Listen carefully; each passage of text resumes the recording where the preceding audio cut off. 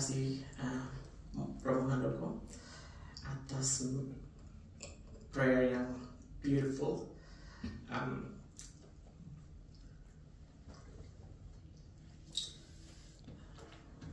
Saya nggak siapin apa-apa untuk bicara hari ini karena nggak siap. There's so many of you Indonesian, so I'm gonna be talking in Indonesian. Bahasa.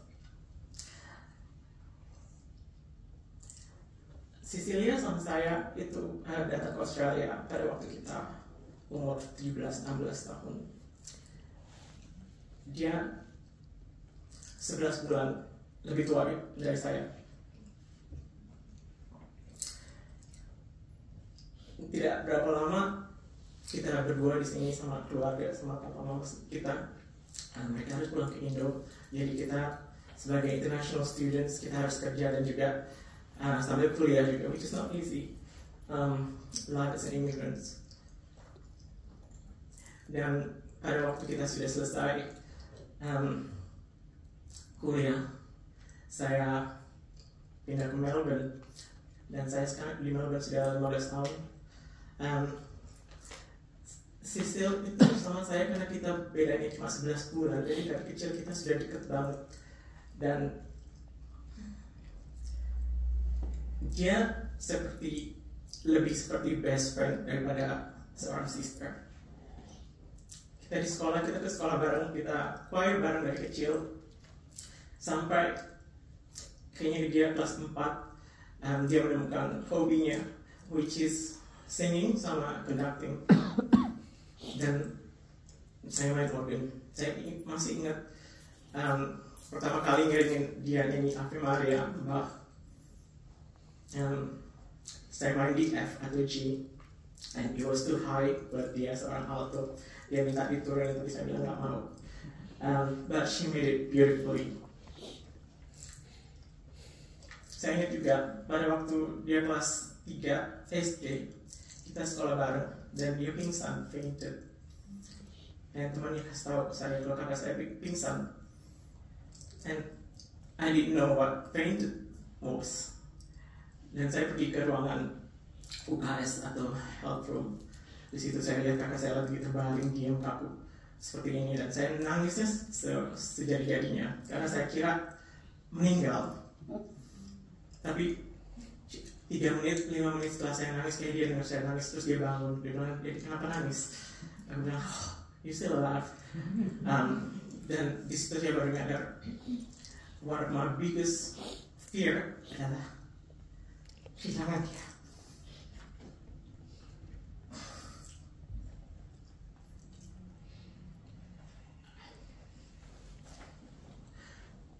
Lima 15 tahun lalu pada waktu saya pindah ke Melbourne, dia nangis karena itu pertama kali kita bisa. Biasa kita pergi kemana-mana bareng, kita ikut gandengan kemanapun, orang-orang selalu kita pasangan. Even sampai terakhir kali itu misalnya dia ke Melbourne atau kita kemana ke restoran, kita masih gandengan. Dan orang yang kasirnya itu kalau kita bayar dia selalu bilang, "Oh ya, really husband be paying for you." Dan kita cuma gigil saja. Tapi 15 tahun lalu pada waktu saya janji untuk telepon dia setiap hari. Dan I called her every day without fail. Minimum twice a day. Pada waktu saya pergi ke kantor pagi-pagi nyetir 1 jam 8 pagi, pasti saya telepon dia selama 1 jam.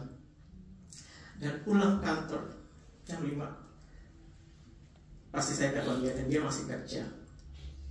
Dia workaholic dari dulu, tapi saya melihat itu sebagai komitmen. Seperti yang tadi Romo bilang, dia tuh udah komit, dia pasti bakalan selesaiin apa yang dia start.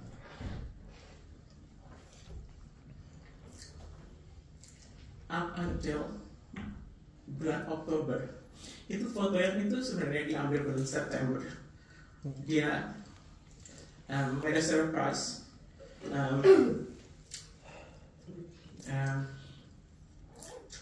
Dia tiba-tiba dia telepon, adik kamu weekend ngapain? Aku bilang gak ada apa-apa, come to Sydney, I'll pay for you for everything. And itu bulan September, saya dibayarin pesawat sama akomodasi just 2 hari 1 malam, and kita pergi ke Hunter Valley sama Giovanni juga, dan itu kayaknya di Hunter Valley. Di situ saya nyetir, dan itu 2 jam nyetir, dia tidur di dalam mobil. Dan saya itu pertama kali, karena biasanya dia kalau ada scenic drive itu dia biasanya foto atau ngomong terus, tapi itu dia tidur sampai bulan Oktober tanggal 18 dia, tanggal 14 Oktober dia telepon siang-siang, jam-3-an, nangis. Aku bilang, what's happening? Dia bilang, I got cancer. Karena kemarin ini kita masih telepon biasa 2 jam 3 jam, kita talk about everything about life. Tapi dan dia lucunya bilang, aku tanya, cancer apa? Gallbladder. Ini sekalian saya ceritain karena I'm pretty sure kebanyakan mungkin orang-orang CIC nggak terlalu banyak tentang berita ini, karena memang kita nggak kasih tahu siapa-siapa karena permintaan Sisil juga. Karena bukan karena apapun, tapi karena at that time dia yakin she will come back. Dan dia bilang gallbladder cancer, tapi untungnya dek hanya menyebarnya cuma sampai liver aja sama lungs, which is nggak jauh-jauh amat. Aku bilang, aduh, tapi saya nggak bilang apa-apa ke dia. Tapi kalau sudah menyebar sampai ke liver sama lungs itu sudah stage 4. Dan pada tanggal 18 Oktober malam, hari Jumat, dia masih telepon saya, dek, jam 11 malam. Maybe jam 8 malam. Dek, aku muntah, tapi warna pink. Bilang. Terus saya telepon Prince of Wales di Sydney. Saya bilang kakak saya muntah warna pink, dan mereka bilang, oke, kakak kamu harus dimasukkan ke emergency sekarang juga. Dan thank you untuk Intan, ada family-nya di sini, dan kakak saya tinggal sama Intan for the last 2 years or so. Intan organize that ambulance. Dan seminggu kemudian onkologisnya telepon saya di Melbourne. Dia bilang, your sister's gone. She only had 9 months or so. Itu saya beneran hancur banget. Habis itu saya langsung ke Sydney seminggu bersama dengan Sisil. Di situ pun dia masih nggak tahu how severe it was. Dia masih happy, masih bilang, I'll get through it. This is just lungs. This is just liver. Dalam situ matanya udah kuning, kulitnya udah kuning juga. Dan akhirnya saya bawa orang tua saya dari Indo bulan November, jadi kira-kira 3 minggu setelah dia masuk rumah sakit, dan kita jemput dia ke Melbourne supaya lebih dekat dengan kita, dan kita dia dimasukkan ke Peter MacCallum Cancer Center di Melbourne, one of the best in Australia.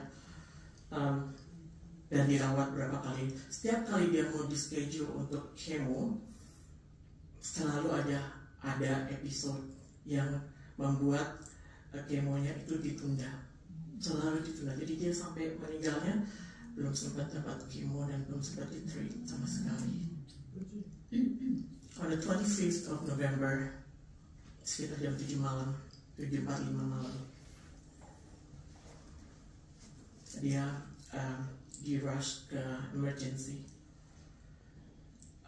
Saya tunggu di sana dari jam 10 malam sampai jam 5 pagi, duduk di sisinya dia sampai dia dapat dokter. Sekitar jam 2 pagi tanggal 26 dia bangun di tempat tidurnya, duduk, dan dia tanya, Dek, can you just count what's 40 days from the 25th November. Dan saya bilang sekitar 4 atau 5 Januari 2025. Why did you ask? Dia bilang, no, I was just asking. And dia went back to sleep.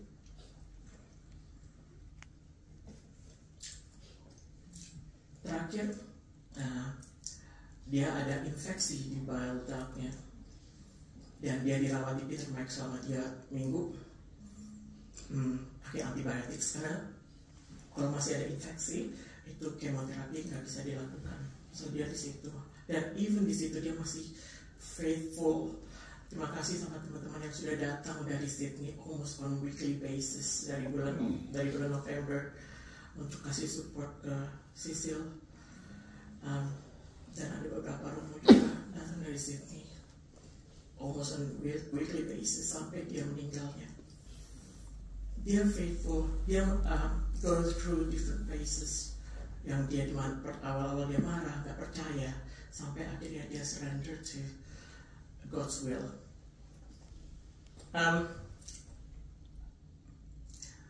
Pada tanggal 31 Desember itu dia sudah lemah banget, gak bisa makan, cuma segini setiap hari, gak bisa minum. Apa yang masuk keluar langsung. Kulitnya udah kuning, bedridden selama 3 minggu. But 31 Desember dia bilang ke kita semua, let's go out for lunch, family lunch, maybe this will be my last time.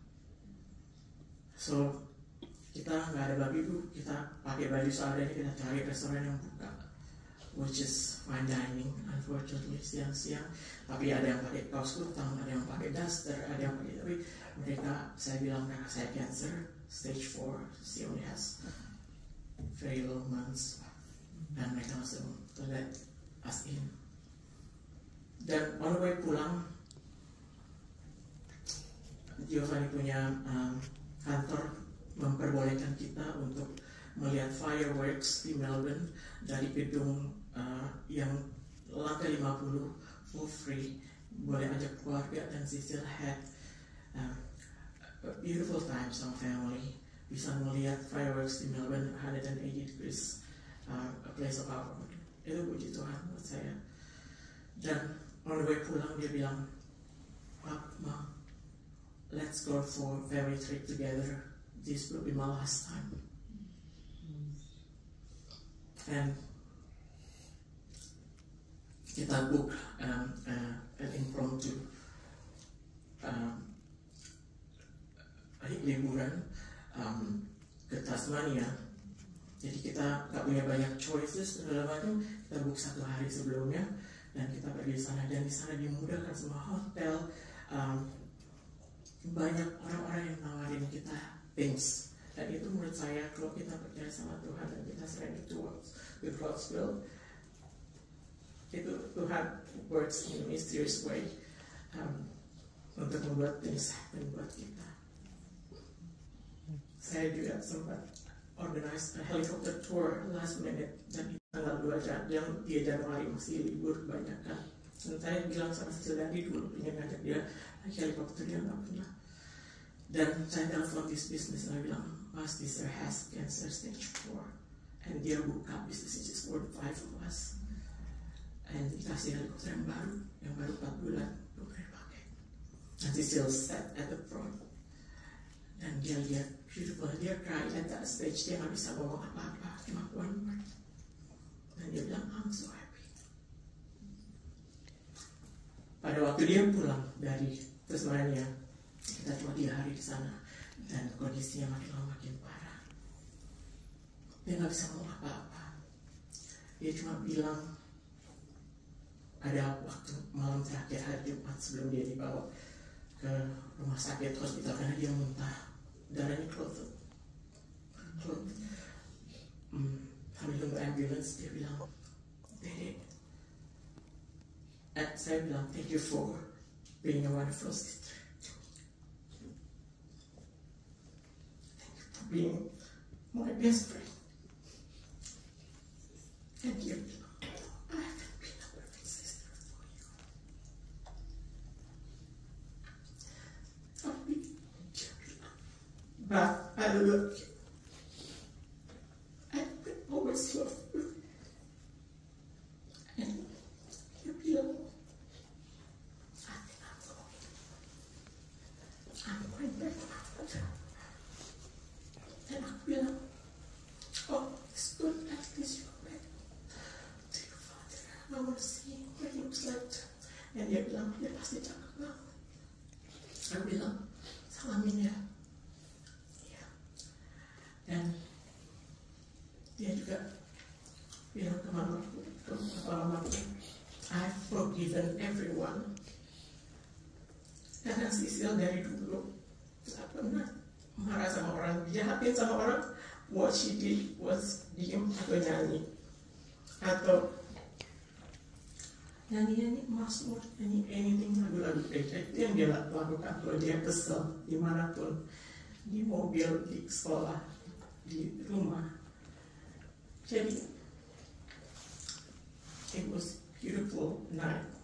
Dan pada waktu di ambulans, saya nganterin sampai pintu ambulans, dan saya bilang masih later in the morning, karena itu jam 1 pagi.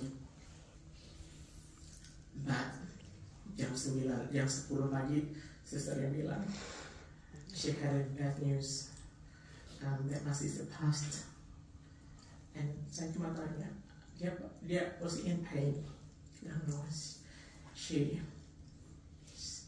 rested in peace. The thing adalah, dia cuma last 3 bulan dari pertama kali dia didiagnosa cancer, tapi there's so many things yang kita learn dari dia selama 3 bulan. Yaitu faithful sama Tuhan Yesus sampai akhirat. Apa ayatnya? Dia committed, dia try her best untuk bisa stay. Dia bilang awal-awal ke bulan Oktober, I want to live until my birthday at least, which is 22nd of November, and she made it. And after that, she said, I want to live until at least Christmas, so that I can spend my time with the family. And she made it. After that, she said, I want to have New Year's Eve together, because we've never had a family New Year's Eve together for the last 15 years. And she made it. Dan pada akhirnya dia selain commitment, faith, forgiveness, dia forgive everyone. Dan hopefully itu bisa melebarkan jalannya dia setelah dia pergi.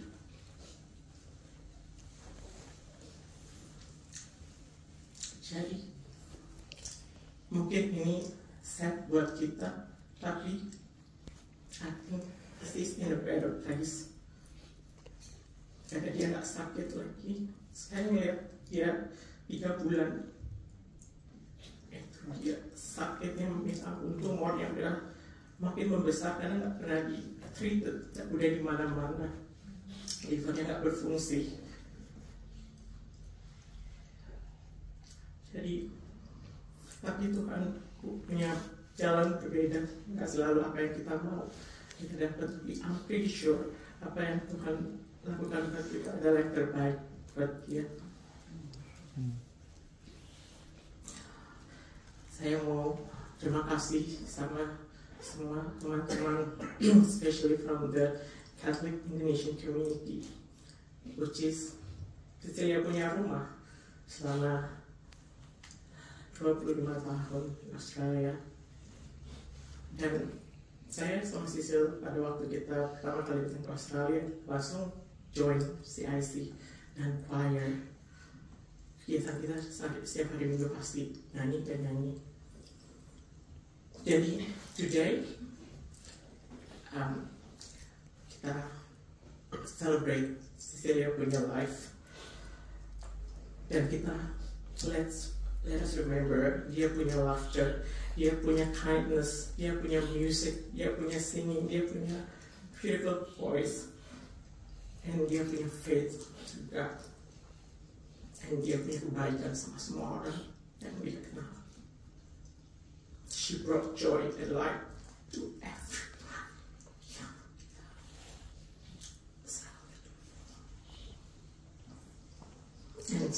no longer physically sama kita, but I believe her spirit will always remain in our hearts. Saya terima banyak messages dari teman-temannya dia, dari keluarga dekat dia, that she entered our dreams in the last 7 days.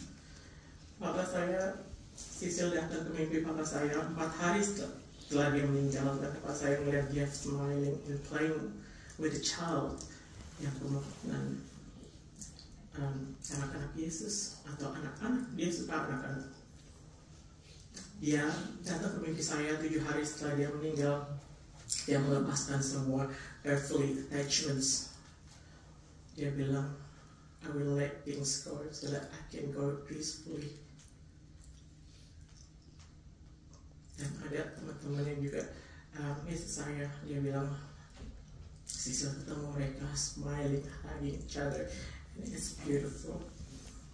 So kita mungkin nggak perlu grieve terlalu lama, mendingan kita be happy karena dia udah go back ke yang punya, karena semua di dunia nggak sifatnya hanya sementara. Kita di dunia itu adalah ruang tunggu. Jika dia sudah berusaha sebaik-baiknya untuk lakukan yang terbaik, hopefully dia diterima di sisi Tuhan. So please peacefully. Really an angel among us. And now she is hope with God, Heavenly Father, and we love you endlessly. Thanks everyone. God bless you.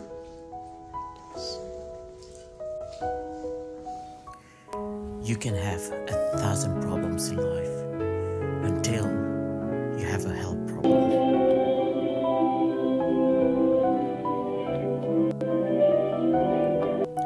Then you only have one.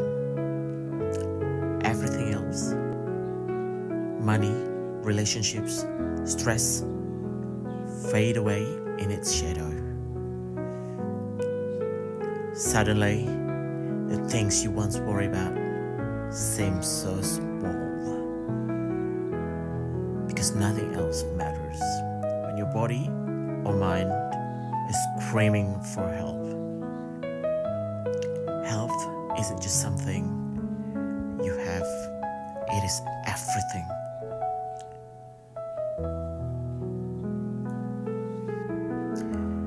It's the ability to wake up and feel alive, to move freely, to laugh without pain, to breathe without struggle. But we take it for granted, don't we? Until it's gone. We do not understand how precious it is. Every little thing become harder.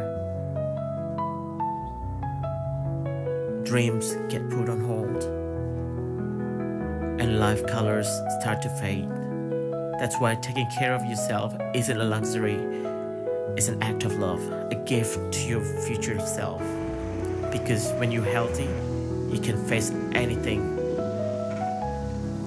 But without it, even the smallest battles feel impossible. Well, don't wait to lose it,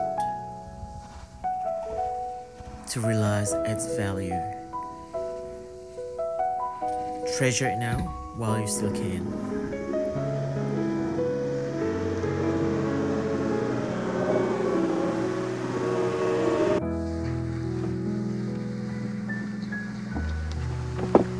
Thank you for your support, love, prayers, and thoughts.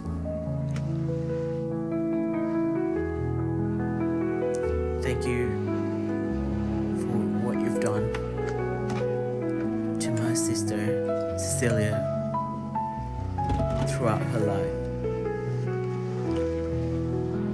and only God can repay you.